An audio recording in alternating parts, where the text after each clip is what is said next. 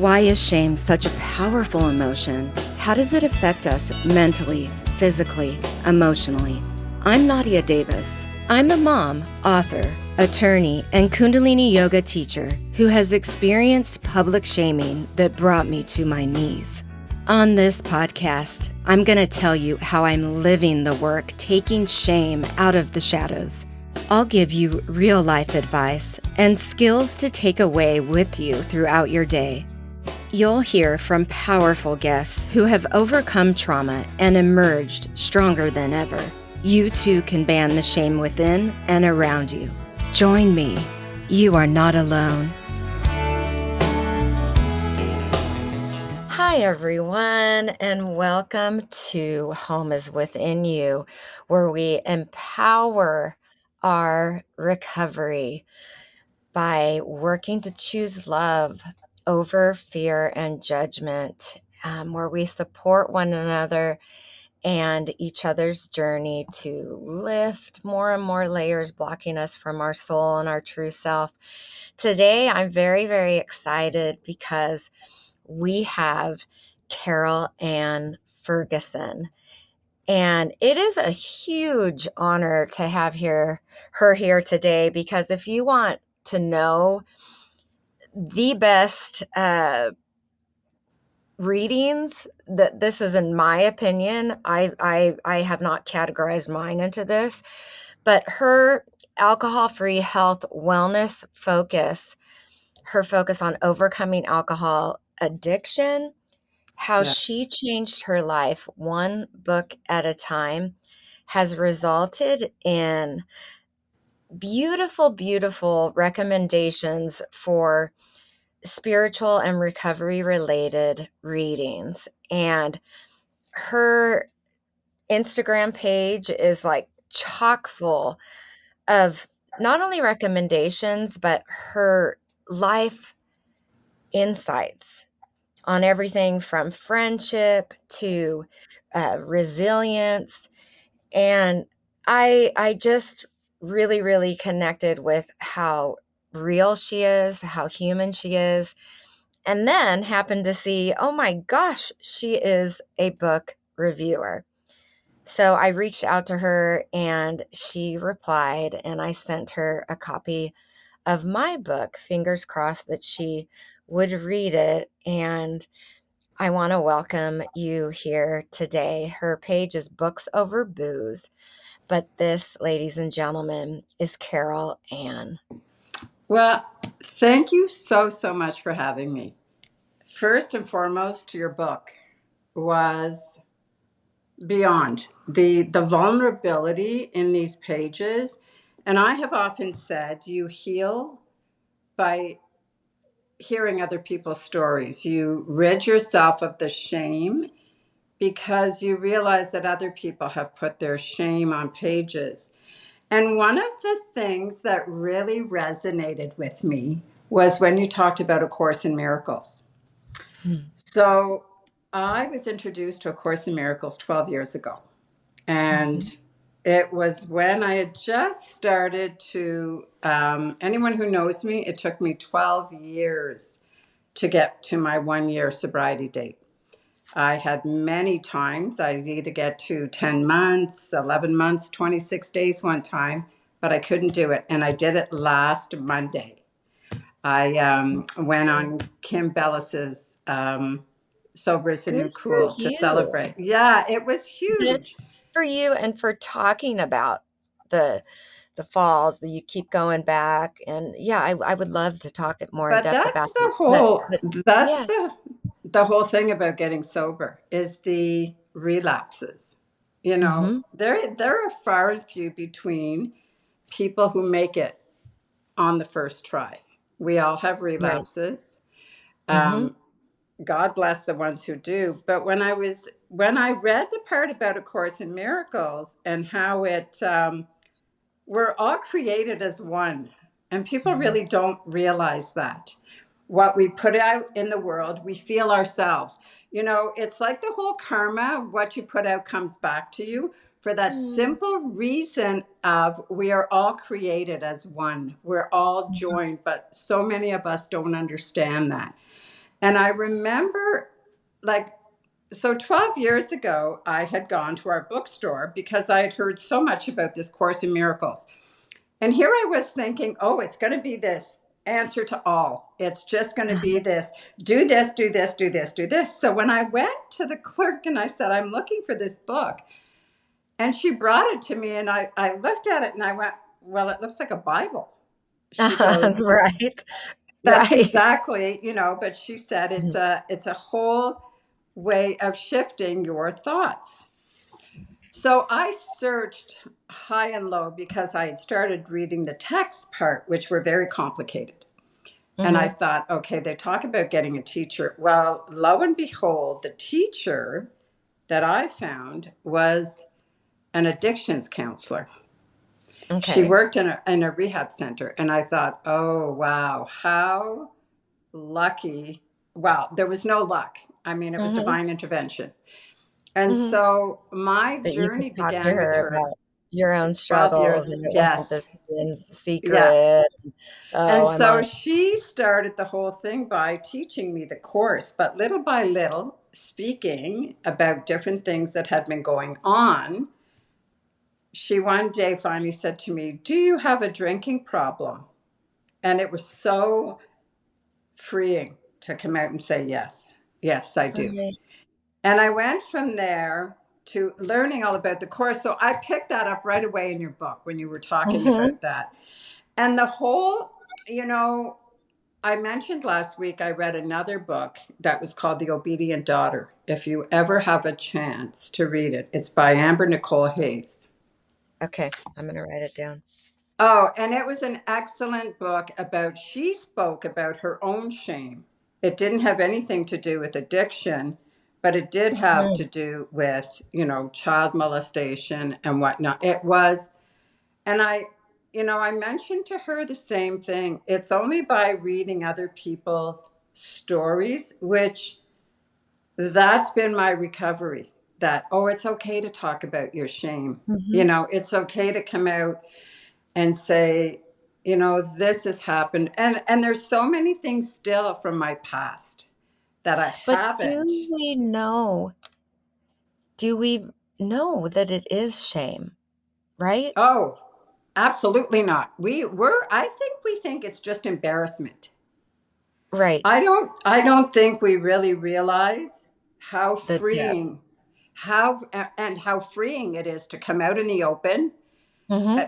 Mhm. the relief I had of coming out and saying, yeah, I'm an alcoholic, I can't drink, So was, dive into that a lot more because relapse is definitely a part of my story. oh, Many, yeah. and I I applaud you for bravely sharing your journey openly.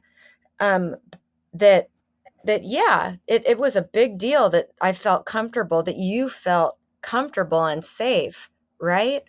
To say yes to someone. But look at all the different things that were required for you to feel safe to say yes to someone It's the asking, "Do feeling, I have a yes. problem?" Why is it that way in society? We all struggle in this thing called life. But don't So don't we I yeah, think so much of it. I had this conversation last evening with a friend, and I okay. said, we're in a society where the 30-year-old is still trying to be in her 20s, the 40-year-old is still trying to be in her 30s, the 50-year-old in her 40s, the 60-year-old in her 50s. We're not embracing ourselves. We are so stuck in this appearance of, look at me. And for all the good social media does, I credit it for so much. It's helped so many people, but it's also really been detrimental to so many people. Mhm. Mhm. And, sometimes I think it's a blessing and a curse to live in Mhm. North America, because we are so, um, we see more with our eyes than with our hearts. Mhm. Everything is. chalked up to appearance. And I think a lot of the coming out with our shame is because we know there's going to be judgment. This Mhm. is our society. We're just a society of judgment. And once you feel safe enough to come out, it's liberating. I wish everybody could just come out and say, "Oh my goodness, I'm not perfect. I love it." It Right? it takes the weight off your shoulders.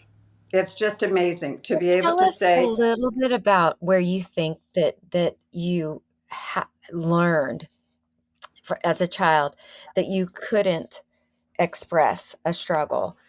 Was that "Oh, that was a at home." false belief when you were growing up? I like to call them false Absolutely. beliefs. When we get lucky enough to be on a recovery journey, right? We can go Yeah. back Yeah, and say, absolutely.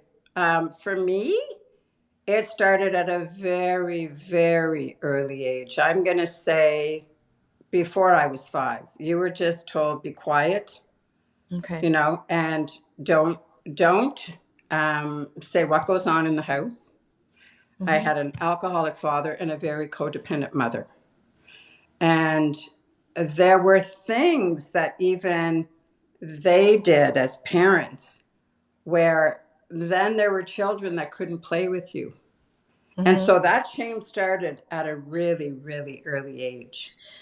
Now, before that, do you have a first recollection at all when you were really, really little about when you were in your element and then suddenly you had a realization like, I have to meet other expectations? Some people have that really early, they remember it, other people don't remember it.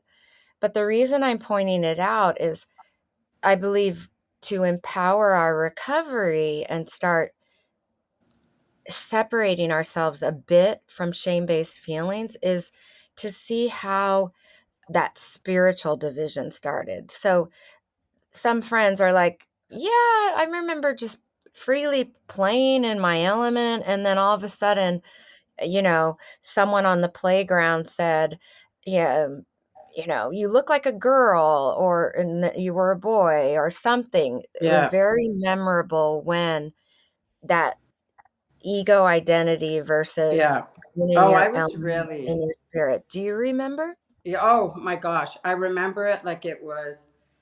So, as you know, my name is Carol Ann. And I think I would have been around 7 or 8. Hmm. And that is when they started nicknaming me either Ugly Ann or Carol Ugly. Wow. Okay. And so that stayed, that just stuck. That was a nickname. And I still to this day remember the boy that gave it to me. I remember he was friends with my sister. I remember the bullying started then. And I Mm. was never in a safe environment where you could go because my own mother wasn't in a good place. So to be able to go and speak to someone, I found I went really within myself. So I Right. protected myself. And there was a time where, I always felt that I had a spiritual person with me. Always, always, always. Mm. I remember being in a snowstorm and sitting on the bumper of a car. I was 8 years old and I didn't want to go in the house. My mother was away and my father was home and he was drunk. And that was the only time he was really nice, was when he was drinking. He was a totally different. So right then, I couldn't regulate my nervous system. There was already something there that I thought, oh, I don't want to be there. I didn't feel, not that he would ever do anything, but I didn't feel that warmth. It was just a terrible feeling, Disconnect. the disconnect. But I Mm. remember then, that spiritual feeling of just going within and being okay, and saying to myself, you'll be okay. Just go upstairs and be alone, and that feeling will stay. It'll warm you, it'll stay with you.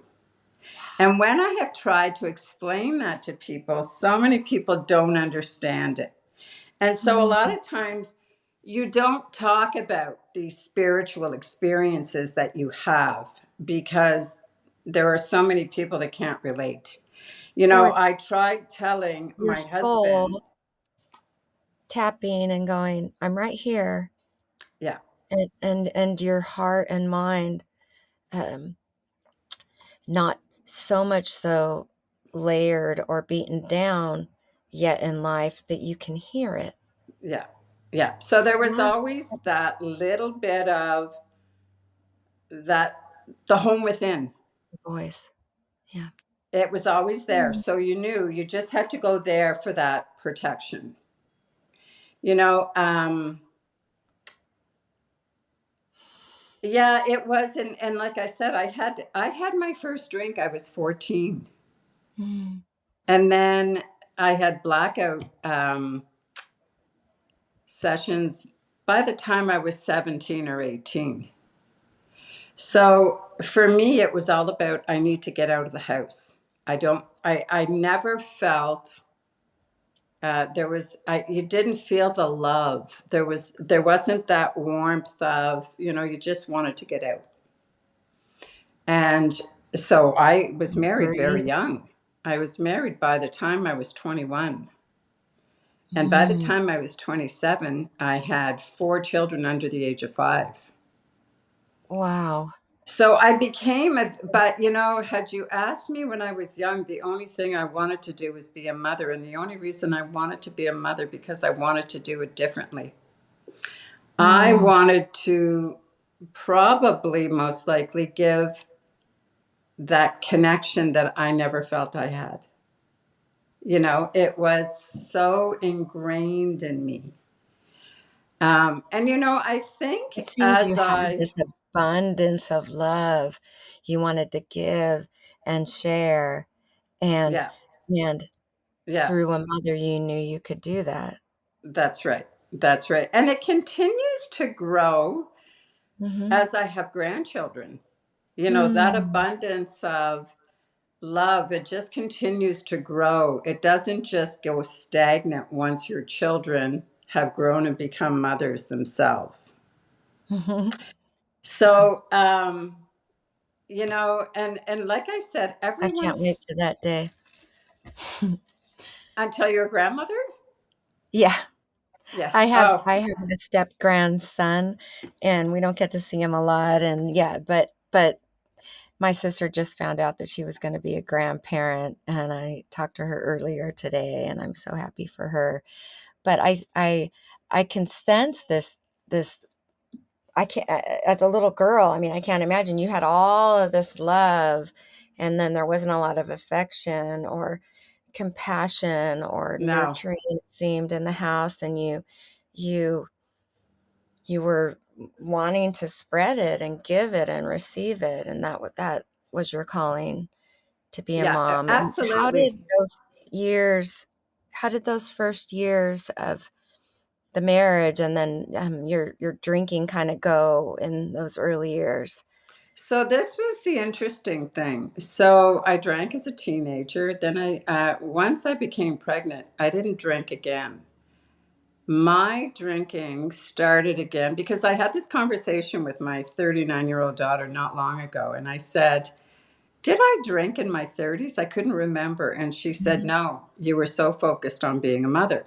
My drinking escalated in my 40s because then I had full grown teenagers going into adulthood. I Mhm. had Mhm. serious empty nest syndrome. Mhm.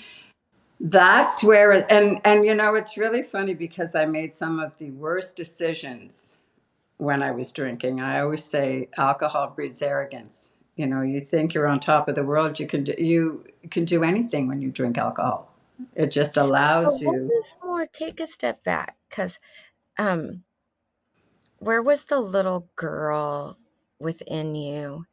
What were the real feelings and fears and emotions at the time, separate from the empty nest thing? Like, where was she being heard? Any of those real core, with those wounds that maybe were like the the fear of abandonment or the Yeah, sense of unworthiness, and then maybe my kids are growing up, they don't need me, so what is my role? Did you have anything like that that I just did. I even did. hurt And do you you? know, yeah, that little girl was buried. That little Mhm. girl didn't come out till she was 49 or 50 years old. That's when she started to come out to finally heal herself Mhm. and say, okay, it's time to, and it takes a lot to start honoring that little girl and saying, what you went through wasn't good and it's okay. You are loved. You are worth being loved because you go through so many things when you're young that you bury, bury, Right, bury. And then before you know it, you have to take it, it's layers. It right. just comes out in layers. And Exactly, I find I'm still doing it now. exactly. Yes. Yeah. Well, Yeah. I isn't that don't, the journey of that's the life journey is we're lifting more and more layers that have blocked us from that our soul, from the core innocence that we are, that just gets buried and buried and buried down. I mean, that's why we're some of the lucky ones in recovery because, in 12-step programs, we say character defects. In trauma work, we say survival mechanisms. Uh, but isn't it really the journey of this life to lift those layers and get closer to that home? What do you think? oh, absolutely. Absolutely. Because I find until you start being authentic with yourself and coming out and saying, this happened, but I have always been enough. I have always been worthy. Hmm. And that's a huge thing because, I had a conversation. I was with a bunch of women, and one of them said, oh, I saw a girl I went to high school with, and she didn't age well, or the way, she was the Mm, popular girl. And I said, well, let's back up. Who made the popular girl? We all made the popular girl because we didn't want the attention on ourselves. mm, So we raised that girl up and we enjoyed her falling down because unfortunately we didn't feel like we were enough. And yet we everyone has always been enough. But we forget how we still put people on a pedestal rather than accepting ourselves as we're just as worthy. enough Hmm. as anyone else. But we lose that in translation. Hmm. Right. How do you define, I mean, like your true self, and how do you stay connected or seek deeper connection to it? Do you have a daily practice, and have you found that room, within your heart, or that you can go to, like you said? Yes. What does it feel and Yeah. look like, Yeah. and what do you So do? for me now, I'm able to remove myself in any situation I'm in, and I know that that soul connection is right there. I just have to say, okay, I need to go there. It has taken a lot of practice to get there. I'm able to get there, especially at night when I'm going to sleep. It's Mhm. always, I had a friend ask me that, how do you not go to bed thinking this and this and this and this? And I said, when I lay my head down on the pillow, it's like it's just my brain, the ocean is just taking everything out of it. It's just, Mhm. there you go. Yeah, I'm giving it up, and, whatever will be, will be. But I try really hard not to hold on to things that disturb my peace. And I've had to learn that sometimes the less amount of people I have in my life, the more peaceful I am as well. Mhm. And it's unfortunate that I had to get to be 62 before I finally realized that that whole saying less is more is Mhm. there's a reason why they say that. You Mhm. know, you're the most peaceful with the less amount of things you have, the your connections you want to be authentic. Quality You rather than want quantity. quality, exactly.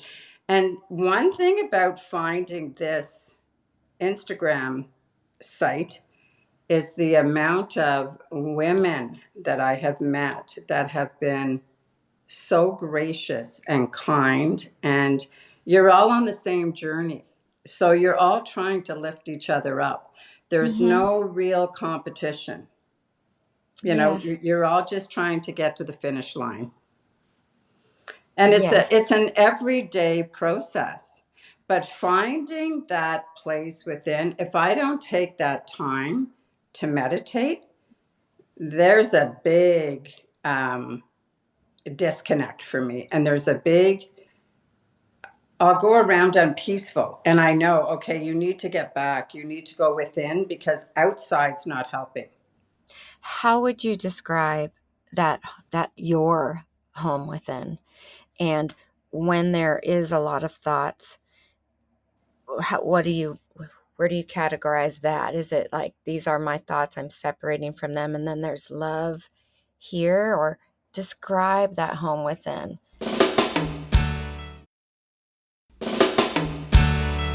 So the home within for me is Mhm. it's a very accepting place. It's very peaceful.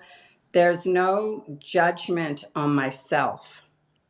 So I've learned to really honor myself, to be, the biggest word I learned was to be gentle with myself. Mm-hmm. And so home within for me is the perfect if I was looking for a word, it would have to be that sunrise Mm-hmm. that you're just it's a whole new day, everything is okay. It's Yes, you it know is. that everything else, once you peel back all the layers, you're still your home is within you. It does really take a bit of time for me to, if things get very very too fast, too complicated, I find I have to step back. I really have Mm-hmm. to step back. I no longer um, it all comes down to regulating my nervous system, if that makes any sense. Totally. I go by feelings, and if something doesn't feel right, if something gives me any sort of um, anxiety, but Mm-hmm. even hurt, you know, how many Mm-hmm. times have we um, maybe loved and lost, and that feeling of loss is just so, that's when I know, we're not just walking beings. I mean, Right. in order for your soul to feel certain things, you have to have something greater than yourself. You're reminding me of one of the most basic Course in Miracles sayings that I wrote on a Post-it.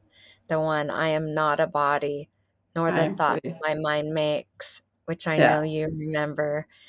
And that concept alone was so helpful because yeah, I began, it sounds like you did the same, to separate in a good way my body and the thoughts from what my true self was. That, okay, I am an infinite soul yeah, energy that's whole, divine, and complete. And then I'm in this body with this mind, and I'm not the body and mind. I mean, what a foreign concept if nobody has really generated that belief in you as a young person or young that's right. adult. It was like Yeah, that was the trick to ban shame for me. yeah. Oh, yeah. And it's Not really those funny. shame-based thoughts, right? No, How about no. you? When I get up, the first thing I'll say is, I am not a body, I am free. I am as God created me. Yes. And I always go back to that because it's true. And if something is going on and I find my mind is getting carried away with thoughts, I'll say, I just now my mantra is I say thoughts and I go right back within. If You my just gave thoughts are me going, chills because I'm I'm elated that woman to woman who has struggled with alcoholism and the physical disease aspect are connecting right now, putting into words yeah. that key, that change in thought and belief for other women that are listening.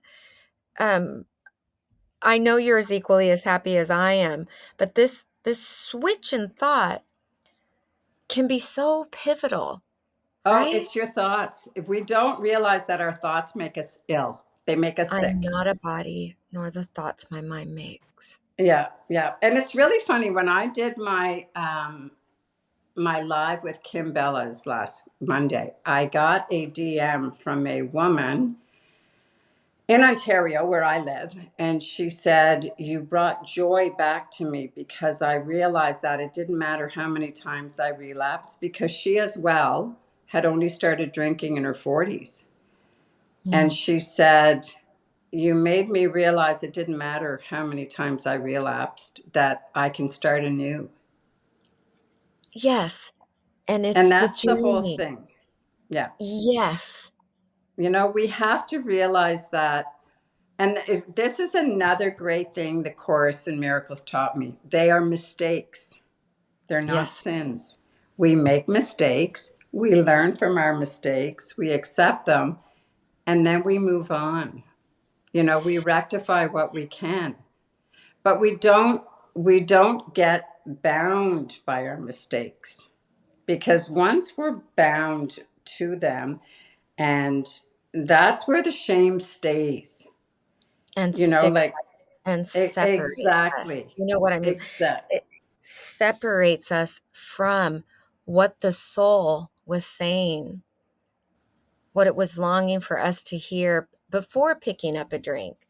It, it the shame it'll steal that opportunity to get into the love within our heart. Yeah. That's where when we can choose love, like you so beautifully explain in your home within, it's acceptance, it's um this warmth, Uh, I think you said. It's it is. It's choosing warmth. love, soul, right? Our soul Yeah. versus that judgment and fear from our mind. So in relapse, even if the second thing is remembering we're not those thoughts that are saying we should feel ashamed from a relapse, right? That's right. Yeah. Sometimes that's kind of hard for certain people to understand. What on earth are you saying? But Oh, absolutely. everyone can understand choosing love, Yes. self-compassion, Yeah. not the You know, judgment. if people realized how controlling their thoughts really are. Like Mhm. when I bring myself back by saying I'm not a body, I am free. I am a spirit. I am a soul living in a body's experience. Once you're able to understand that, you really are able to relinquish so much. Mhm. Your body is just a vehicle. Mhm. So, how you use your body, what you do with your body, it all comes down to experience. But at Right. the end of the day, you are your spirit. Your Mhm. body is just, if you can keep telling yourself, my body is just my vehicle. Right. My thoughts are doing all the damage. Right. It's I made it's a whole controlling. list of different mantras that are right up this alley that I would love for you Yeah. to add to. It's the free ban shame tip sheet that there's a Oh, link wow. in the podcast notes. And it's kind of like if you and I were to sit down and try and put 10 sayings that mean all of this. Um, yeah, I'm not mere DNA. Um, and the one from A Course in Miracles, I am not a body, what, and I'm just as God made me. I'm not a I am body, nor not a the thoughts body. my I am mind move. free. I am as God created me. Yeah, Yeah, so for which listeners, tailor it your own way to remind exactly. yourself that you are an infinite being that's just perfect as you are. And your mind, our minds separate us in so many different ways from that truth.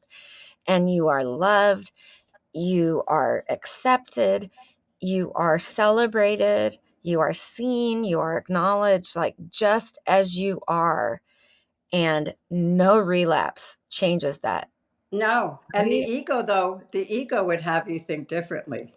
You know, the Exactly. ego would have you say, shame on you. You did Right. it again. You know, you relapsed. You're this or you're that. And I had to do so many different exercises in my own mind when certain thoughts would come up. I mean, the ego to me was like this green piece of slime. And in my mind, I would have to say, get in your box. And it would literally slither off into the Love box. it. And I'd slam it shut. And then it was like, and it may sound crazy, but it was peaceful for me. Then it was gone. Well, Then it was like, okay, you can't we have shame to me anymore. retrain our mind Our minds are and really and sick. have that same practice every day, right? Do you do this every day still, Absolutely. right? Yes, Yes. absolutely. There's Your no mind has to be so deprogrammed from what right. society has fed it. And And our immediate just being a human and a a soul absolutely. and a body, right? Yes, the body is the big thing. Your Mhm. mind is in this body that's a vehicle, Mhm. and the mind is the hardest thing to control. Your thoughts Mhm. are the hardest thing to discipline. Are your thoughts? Mhm. This is right up the alley of the tagline for this podcast that changed. It is empowered recovery, Yeah, not because we're not dragging shame out of the shadow and transforming it into power, but when we empower recovery, we mean calling the ego out for what it is and yeah. saying, I love that, Carol Ann. Get It's in your so box. true. I Yeah. see you. Oh, yeah. Yeah. And you know, that ego is always sitting there. You know, it's like the angel and the devil. And the devil's always waiting, you know, get in there. Your ego is your devil. Mhm. And you've got to control that ego because Now, I remember my spiritual mentor, yes, I said that to her, and she very gracefully corrected me. She said, "The ego is only such if you're not aware of it. When we become aware of it, we can actually use it to our benefit, like you you are. can. Yes. Yes, You you are can. Carol Ann Ferguson. You are books over booze, and that Yes. is an identity that you should Yes. proudly embrace, right? And Yes. so Yeah. she helped me see, wow, the first right challenge is even recognizing what your Absolutely. ego is. Then it's Yeah. putting it in the box. Then it's using it to help other people. To your good. That's right. You know, it's like anything. Everything has a good and a bad. Mhm. And the ego can be good as long as you don't. It needs to be controlled like everything else. Yeah, and I think also we're talking about two different things. The ego, as in like egotistical, yes, always should be in a Yes. box. The ego, as in identity, can come out when it's Oh, needed, absolutely. right? Absolutely. I think Absolutely. we're going to do another interview and podcast episode, and I may want to interview you regularly doing empowered recovery Well, because thank you speak you. my language, girlfriend, and it's hard to put that spiritual stuff into practical words, but then it's not, right? No, it's not. And you know, I'm Oh, going to just, before you close, say one thing. mhm. One Yeah, thing about reading as much as is, you want, okay? You have the full mic and minutes, however long, okay? well, I'll tell you, one thing I have learned from reading is I take a lot of notes when I read. And I don't care if you're reading a fiction, a memoir, what it is you're reading, but there are always quotes in each story that resonate. And I write those quotes down. The minute I come across a quote, I will write Mm. it down. And just last week, I was at a girlfriend's place and I was reading all these quotes, and she thought, oh my gosh, I need to write all these down. Like, I thought I could write a book just on quotes from authors that I have read, because it's Mm. amazing what you learn. And that's the whole thing. I left high school. I didn't finish school. I ended up going and getting my GED later on in life. But I have educated myself through books. And what it has done for me, it opened up an entire world. And when I had stopped drinking, I needed a healthy addiction, because I thought, okay, I need something. I mean, I was eating, I don't know if you've ever heard of Swedish berries, they're a Yes, the candy, tiny little, yes. Yeah. the red. I was going through bags of those just Mhm, for the sugar, thinking, okay, I need mhm, something here, because my drinking really escalated near the end. And then I thought, okay, I'm going to start reading. And mhm. Nadia, I would read some days for 8 to 12 hours Ab right through. I could go through Wow. 600-page novels like they were nothing. And you couldn't, yeah. And that's when I thought, Did you have okay, you know what? candy and gum Yeah, I and said, okay, I coffee think I'm and onto something. I don't think people realize that addiction is just in your brain. right. It's just the way your brain takes over. Your brain is on fire with this addiction. You need to just take something that is going to take the thought system away from the alcohol, and books were it for Mm. me. That was Wow. my, yeah, that became my rehab, were books. Do you have like a yellow pad and a gazillion journals or something on your computer? How do you write down your quotes? Are they everywhere? Like, No, so what I'll do in is what I mhm. have on my phone, I go in my notes and it just says Yeah. quotes, and I add in every single time. I have started just underlining my books now with pens, and then I'll go Mhm. back and, oh, this is really good and this is really good. I'm the Um, same way with books. I like to write on it and underline and highlight oh, and yeah, yeah. But it's the quotes of what I have learned. And I will Mhm. often go back into the big book of A Course in Miracles, and some of Mhm. the things that are in there, they always resonate. They always, always resonate. I always come back to them. And, Mhm. it's again, it's training your mind, training your mind to think differently. And that was a lot of what the course was about, was training your mind to see things differently. Yes. And when I was learning it, it was like, okay, start seeing that person that is bothering you as a part of you. Now what do you Mhm. see?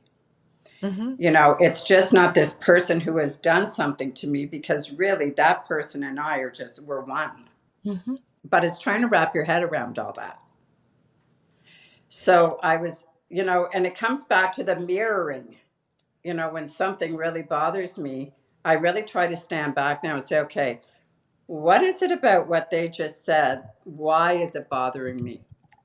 You know, Right. Right. somehow, What came up in me? What came up? What what did it trigger? Take a mental note. I'm gonna go back and I'm gonna let my own little girl or person process this in their safe home within and try not, right, to yeah, project yeah, out. absolutely, absolutely. And our life is, I call that if you flip go it back, on the band shame tip sheet. I have a mantra for that. It's called flip it. I say to my oh, little one, yes, I say, flip it. It's doesn't have anything to do with you. It's anything anyone does is either an act of love or a cry for love. So flip the attention over something going on with them and try to pause. Easier it's, said than it's, done. and But it's the pausing though, right? It's the yes. pausing, because I tend to really, because my nervous system was never regulated, to react. No, no, I was no. always quick at reacting. I'm able now to just say, okay, just don't say anything. Just sit with it. It was like if I got a text or an email that bothered me, right away I'd want to start. I no longer do that. I think, no, you need to sit with this. And it's learning to be patient with yourself, because you're learning all kinds of new, I don't know, techniques, however you want to call them. Um, but my biggest thing in I getting, mean, ditto. I'm, you know, 53, and I feel like, I should have known all this stuff. You're an inspiration. I love that at 62, that it's like you got to this point and you embraced how your journey developed, yes, how your recovery happened. And now you're sitting here going, I learned this, I'm going to share this. And now I'm going to even learn more about this because this really helped me. yeah, Like, for other women that are out there that are struggling with their drinking, especially in our 50s, or 40s, a lot of times we pre, think it's over. And no, you are an yeah. inspiration. And I will You know share, what I I had find? many relapses in my 40s. Well, and you know what I found is most women in their 40s, it starts in your 30s sometimes, you're having that mom wine. And you don't realize Yeah. how quickly it'll catch up to you. You think, oh no, I'm just having a couple glasses a night. But Hmm. that becomes an addiction, whether you Hmm. can realize that or not. And I found it premenopausal and Hmm. postmenopausal. Your Interesting. hormones are so out of control. You think that the alcohol is going to help you sleep, but the alcohol is not helping you sleep. Mm-mm. So I found for women, and many women I spoke to said the same thing. It was when they started to get menopausal that their drinking escalated. So Okay, I'm there's, going to end us here because we're going to do another couple of episodes. There's so much we can talk about. oh, Um, absolutely. you are such an inspiration, and I this is to be continued for Well, sure. thank you. I would Um, love to. Thank you so much for the honor of reading my book. Um, I could talk to you for hours about a variety of things, and I appreciate so much Well, everything thank you're you. doing, and Thank you for to be sending. continued. Thank you for sending your book to me, first and foremost. And secondly, I think every woman should read this. You're a successful lawyer. You know, there are just so many different parts of you. And to write a book like this, and the letters to your sons were beautiful. You know, and the letter to your dad, like all those little things. This was written with so much love that I commend you. I commend you. I can't wait to do this again. Yes, we will. We And will for sure. we'll be in touch. Okay. All right. You are not alone. If you are dealing with shame and trauma, please reach out to me through my website, nadia-davis.com. You can get a free band shame tip sheet and find out about upcoming events. I'd love it if you picked up my book, Home is Within You, wherever books are sold. If you like this podcast, please tell a friend, leave a review, and make sure to follow me on Apple, Google, Spotify, or wherever you get your podcasts. Sending warm hugs.